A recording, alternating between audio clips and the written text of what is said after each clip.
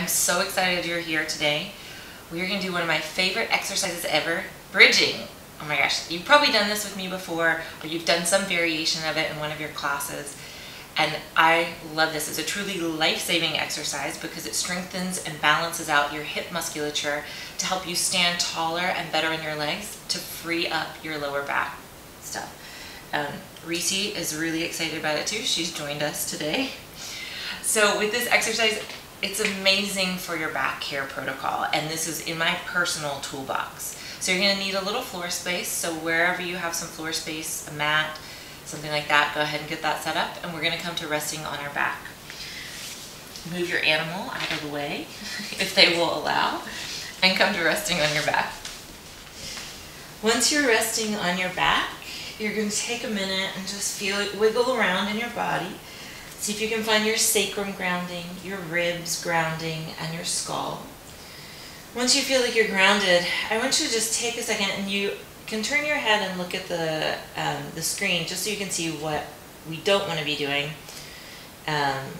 so that you can really figure out what you do want to be feeling in this exercise.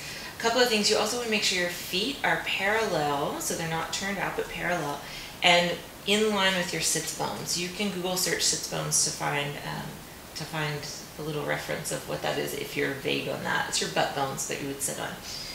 But what sometimes happens is we start to bridge up and we lift up, and then I see that this happens. Like our back starts to lead and you see my belly really domes up, so my psoas is really tight. And I don't really want that. I feel like my back is really working hard. But I want to see if we can get a little more leg strength. So what I'd rather you do is stay lower and stay with the leg strength and intentionally put some weight in your legs, right? So be mindful of that. The other thing is we're not doing yoga bridge. Yoga bridging, they really go for thoracic extension. So they would bridge up and then really lift this thorax up, the rib cage up off of there. And we don't necessarily want to do that here. It's beautiful bridging practice, but that's not what we're doing here. So we're going to take a minute and just breathe, figure out your alignment.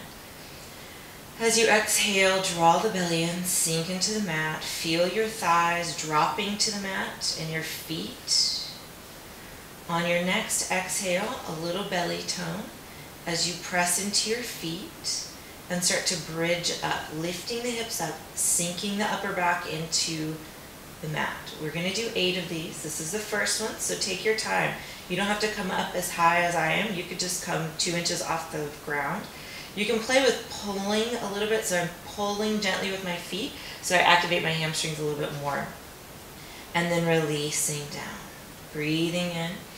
Exhale, feet press down, belly pulls in, hips activate, lifting up for 2. Inhale down. Exhale, lift 3. And down. Exhale, lifting 4. And down. And 5. And down. Exhale, 6. Belly and legs. Feel the feet gently pulling as you come to the height. 7.